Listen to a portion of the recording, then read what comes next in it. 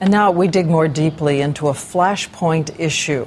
We heard that some evangelical Christians from this country traveled to Uganda to preach an anti-gay message there.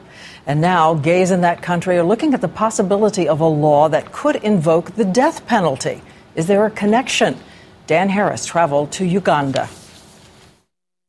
To be gay in Uganda already meant living in constant fear. It's a place where newspapers out purported homos, and gay activists are forced to hold news conferences wearing masks.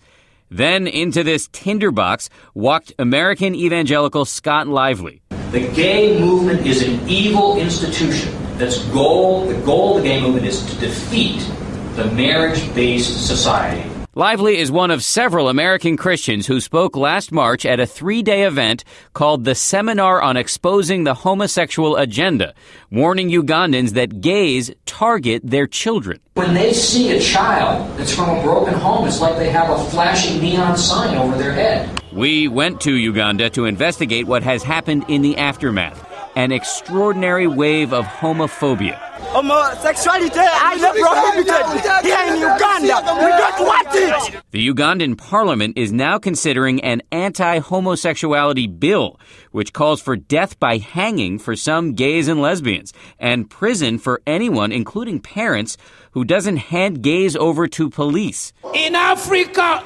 sodomy is an abomination. We found one of the bill's main backers, the American-educated pastor Martin Sempa, whipping up support by showing gay pornography. Does all of this fit in your mind with the spirit of Christianity, which is to help the oppressed? Very much. Very, very much. We need to know, what are they doing in their bedroom?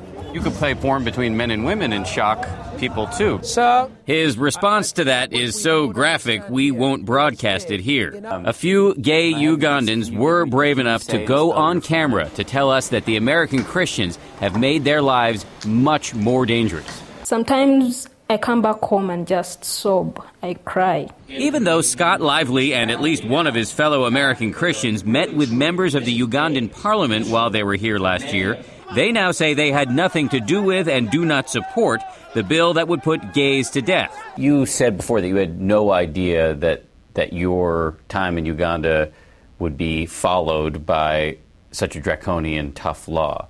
But you did say on your website, I believe, either you said or you quoted somebody saying that nuclear bomb. Yes, that it was like a nuclear bomb. Well, and it was, and I'm proud of that, and I hope the nuclear bomb spreads across the whole world against the gay movement, against this attempt to overthrow family-based society and replace it with sexual anarchy. That doesn't mean I hate homosexuals. It doesn't mean that I want anybody to be thrown in jail. He says it's racist to think a handful of Americans could convince so many Ugandans to consider such a tough bill. Martin Sempa agrees. It's offensive to me.